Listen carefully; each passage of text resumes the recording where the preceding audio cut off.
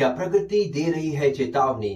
नमस्कार दोस्तों, और आप सबका एक बार फिर से स्वागत है द मिडिल क्लास ओपिनियन पे। दोस्तों, इंसानों की लालच और उसकी प्रकृति से बढ़ती डिमांड्स प्रकृति को उसका रौद्र रूप दिखाने पर मजबूर करती हैं। इसके उदाहरण अगर ढूंढने निकले तो अनेक हैं, लेकिन इसका सबसे ताजा व लेटेस्ट एग्जाम्पल है उत्तरकाशी का, जहां से आज से कुछ दिनों पहले 12 नवंबर की सुबह 5:30 बजे ये खबर आती है कि नेशनल हाईवे 134 के गंगोत्री छोर पर बन रही सिलक्यारा बेंड बारकोड टनल यानी कि सिलक्यारा सुरंग का कुछ हिस्सा ढह गया है, और जिसमें की करीबन 41 मजदूर 260 मीटर अंदर फंस गए हैं। लेकिन क्यों बनाई जा रही है ये टनल? क्या होगा फायदा इस टनल के बनने से?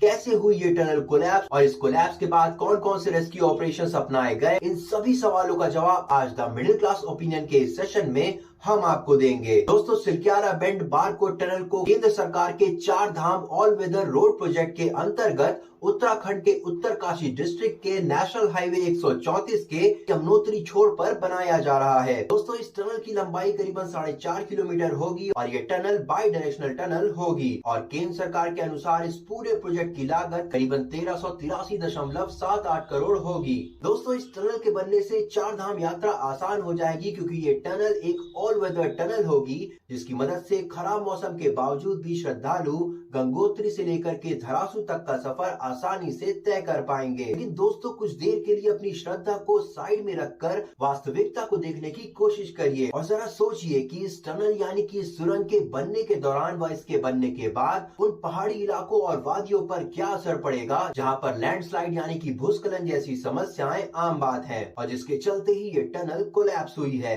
दोस्तों, मैं आपको डरा नहीं रहा, बल्कि एक लॉजिकल फैक्ट बता रहा हूँ, क्योंकि अभी ज्यादा दिन नहीं बीते हैं जब उत्तराखंड के जोशीमठ में ऐसी ही इंसानी सुख सुविधाओं के इंतजाम के चलते वहां बसे घरों में दरारें आनी शुरू हो गई थीं, और वो इलाका डूबने की कगार पर पहुंच गया था। और यही नहीं, बल्कि भगवान केदारनाथ के धाम पर भी लोगों के अति करने के कारण यानी कि उनके सेल्फी, रील्स, व्लॉगिंग और ट्रैकिंग जैसे शौक के चलते वहां पर मोबाइल फोन्स और कैमरा बैन कर दिए गए थे, क्योंकि उनकी वजह से उन वादियों में अननेसेसरी भीड़ जमा हो रही थी और वहां का प्रदूषण बढ़ता जा रहा था। और अब कुछ वैसा ही हो रहा है उत्तरकाशी में। हालांकि इस टनल के कंस्ट्रक्शन में कई सारे जियोलॉजिकल और टनल एक्सपर्ट्स भी शामिल हैं, लेकिन फिर भी गौरतलब बात तो ये है कि इसके बावजूद भी इस टनल का वो हिस्सा ढह गया था। दोस्तों, महज कुछ घंटे बचाने के लिए व प्रकृति से जबरदस्ती करके 4 धाम यात्रा करने के लिए प्रकृति को ही चोट पहुंचाई जा रही है। इसकी वजह से इस टनल कंस्ट्रक्शन के शुरुआत में ही ये कोलैप्स हुआ और 41 जाने इसके अंदर फंस गईं।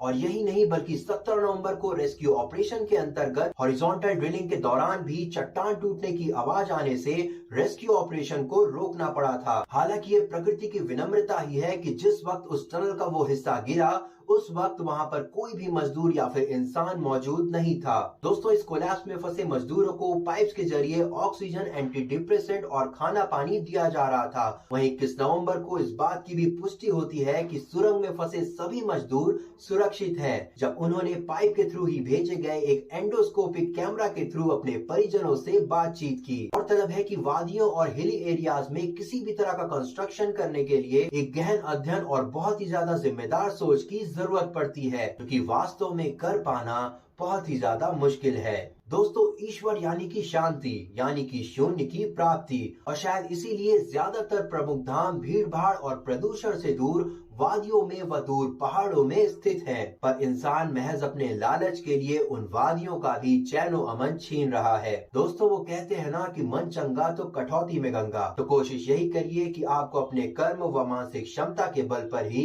ईश्वर की प्राप्ति हो, न कि आप महज अपनी संतुष्टि भर के लिए ही प्रकृति की गोद में बसे ईश्वर के घर को उजाड़ें।